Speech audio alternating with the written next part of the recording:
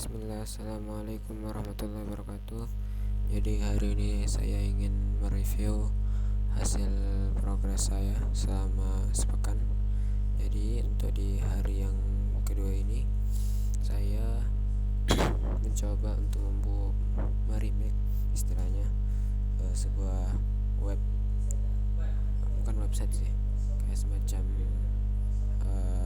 aplik software atau website bisa kita bilang lah, untuk manajemen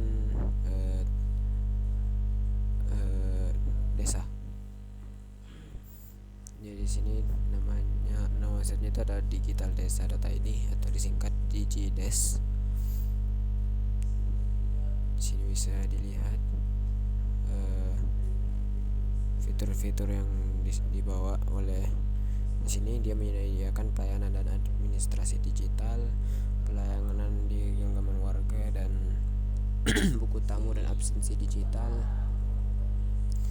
cetak atau buat surat canggih dan mandiri, dan juga jendela pengembangan potensi desa. Nah, di sini solusi yang mereka berikan itu yaitu administrasi yang dapat mengelola sistem informasi administrasi secara mandiri. Kemudian ada sistem pelayanan online untuk administrasi desa. Kemudian ada perpajakan untuk sistem pencatatan pajak mulai dari rekapitulasi perpajakan. Dan juga di sini untuk fitur yang keempat itu mereka menyediakan semacam aplikasi namanya bukan aplikasi, kayak semacam ini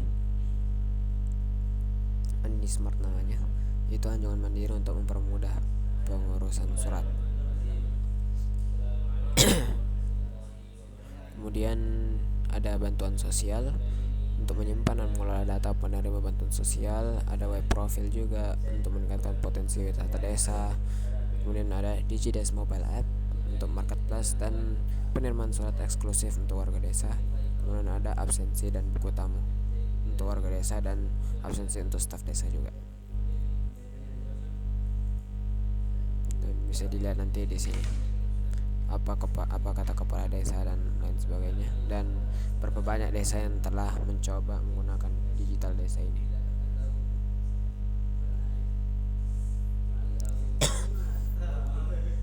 Oke.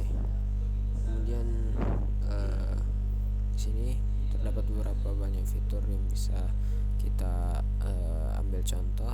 Misalnya di administrasi desa, pelayanan desa, perpajakan, bantuan sosial, website profil, DigiDes mobile app, Andi Smart, absensi buku tamu, dan lain sebagainya. Nah, jadi nanti ini bakalan menjadi proyek panjang dan ini masing-masing satu aplikasi. Kita mulai dari administrasi desa dulu. Jadi administrasi itu dia seperti ini, solusi praktis untuk mendukung tugas administratif kantor desa, mulai dari pengelolaan data penduduk yang efisien, mutasi penduduk desa, sinkronasi prodeskel, perencanaan, pelaporan, pengelolaan aset, pengelolaan anggaran, manajemen lembaga desa, arsip keuangan dan sebagainya. Dan untuk fiturnya tersendiri terdapat administrasi umum, administrasi penduduk, administrasi keuangan, administrasi pembangunan, administrasi kelembagaan, dan fitur-fitur lainnya. Di sini kita untuk di hari ini kita akan mencoba untuk membuat UI untuk administrasi desanya dulu. Jadi di sini kita tidak akan gunakan penjelasan yang di sini untuk dijadikan brief design. Jadi kita cukup copy saja link dari websitenya ini, kemudian nanti kita tanya ke ChatGPT untuk membuatkan brief desainnya dan lebih terperinci lagi. Jadi tujuan utama dari di sini setangkap dari ChatGPT yaitu membantu perangkat desa dalam mengelola data administrasi desa secara lebih mudah, cepat dan efisien melalui sistem digital. Kemudian untuk struktur halaman dan fungsinya pula, ini akan terdiri dari beberapa bagian utama masing-masing dengan halaman khusus untuk tugas administrasi desanya. Yang pertama itu ada dashboard utama. Fungsinya itu nanti akan menampilkan ringkasan informasi penting dan akses cepat ke fitur utama. Yang nanti diisi halamannya itu kita akan isi statistik jumlah penduduk, misalnya jumlah kakak, jumlah laki-laki dan perempuan dan sebagainya.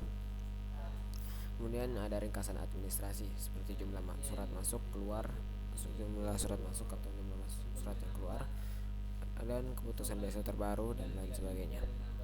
Kemudian ada juga nanti pengingat dan notifikasi seperti jadwal rapat atau tugas yang perlu diselesaikan. Nah, kemudian ada halaman kedua yaitu halaman administrasi umum, yang dimana fitur ini untuk mencatat berbagai dokumen administratif desa. Dan halaman apa saja yang dibutuhkan itu ada 9 halaman. Yang pertama itu ada halaman buku peraturan desa, dimana itu semua adalah daftar peraturan yang berlaku di desanya. Kemudian di kedua itu ada buku keputusan kepala desa, yang dimana semua itu akan diisi oleh keputusan resmi kepala desa. Kemudian adalah yang ketiga ada buku inventaris dan kekayaan desa yang nanti isinya adalah catatan aset desa seperti gedung, tanah, kendaraan, dan lain sebagainya. Kemudian yang halaman keempat ada buku data aparat desa seperti informasi lengkap tentang perangkat desa, nama, jabatan, dan periode kerja. Kemudian buku tanah kas desa yang isi nanti adalah daftar tanah milik desa yang dikelola untuk berbagai keperluan. Kemudian di halaman ke-6 nanti ada buku tanah di desa yang gunanya nanti adalah catatan kepemilikan tanah warga desa. Kemudian ada buku agenda yang nanti isinya adalah jadwal dan rencana kerja desa. Kemudian juga ada halaman buku ekspedisi yang nanti isinya adalah surat masuk dan keluar desa. Dan halaman yang terakhir ada halaman buku lembaran dan berita desa yang nanti diisi publikasi berita dan pengumuman desa.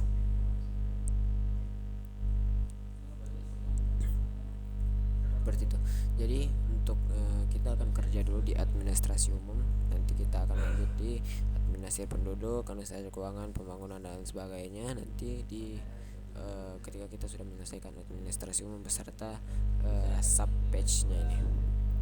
Jadi kita langsung masuk saja ke sub pages-nya.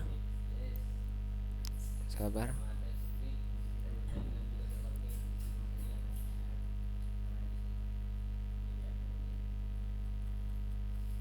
Kita cari dulu.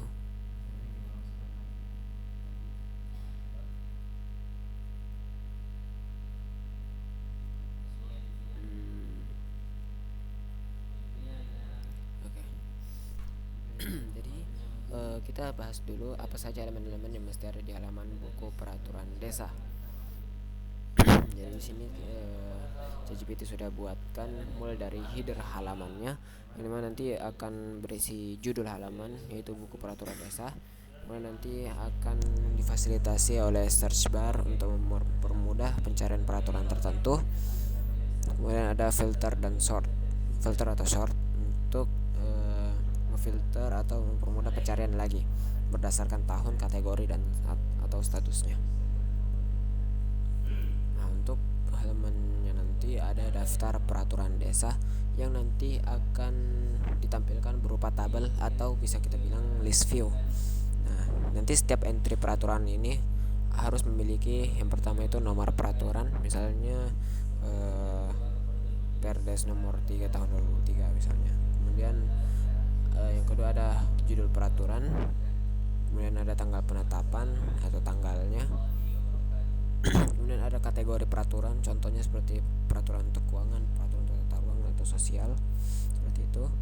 Kemudian ada status peraturan, status peraturannya itu apakah aktif, dicabut, atau lagi direvisi. Kemudian ada semacam aksi. Jadi di sini kita bisa nanti lihat secara detail nanti dokumen peraturannya, kemudian bisa kita edit juga, kemudian bisa hapus, dan juga bisa kita download, nanti akan berupa Excel atau PDF. Tampilannya ini dari ChatGPT disarankannya itu bisa kita pakai table view jika itu akan menampilkan banyak data. Kemudian bisa pakai card view jika ingin lebih visual dengan icon dan kategori.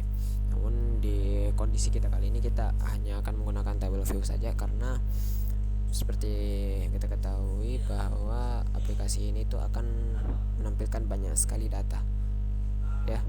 Jadi kita kesampingkan dulu visual yang catching eye seperti itu ya.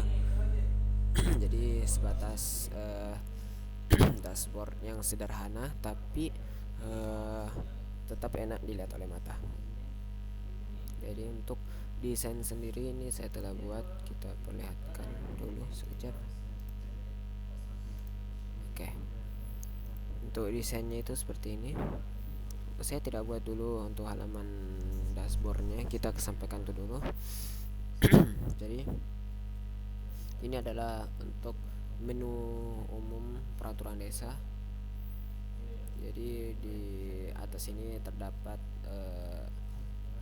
top navbarnya yang untuk saat ini masih diisi logo saja, belum kami isi seperti profil dan lain sebagainya.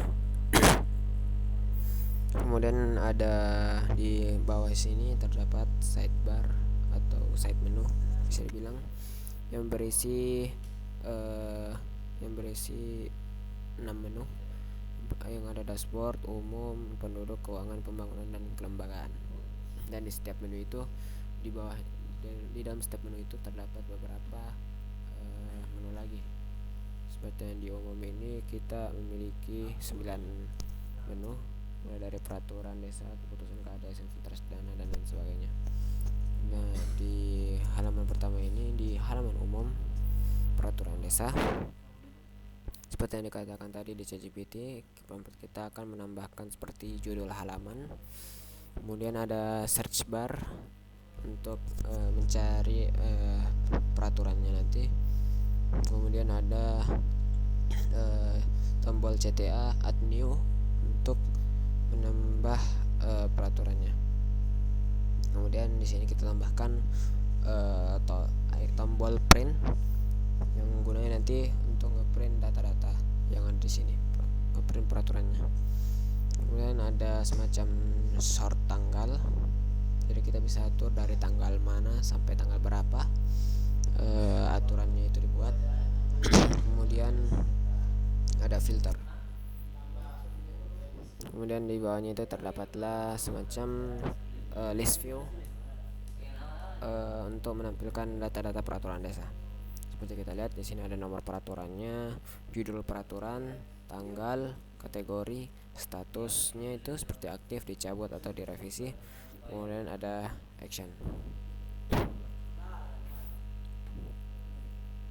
Dan sama juga halnya di halaman keputusan KADES. Yang perlu kita ubah itu cukup di sininya saja, di list view-nya nanti. Seperti ini di nomor keputusan, judul keputusan, tanggal terbit, kategori, dan actionnya saja. Oke, seperti itu. Dan untuk tampilan sebelumnya itu seperti ini, tampilan yang official dari DigiDesk-nya itu dia seperti ini. Dan yang kita buat itu jadi seperti ini. Seperti itu. Mungkin itu saja yang bisa saya perlihatkan. Kurang dan lebihnya mohon dimaafkan.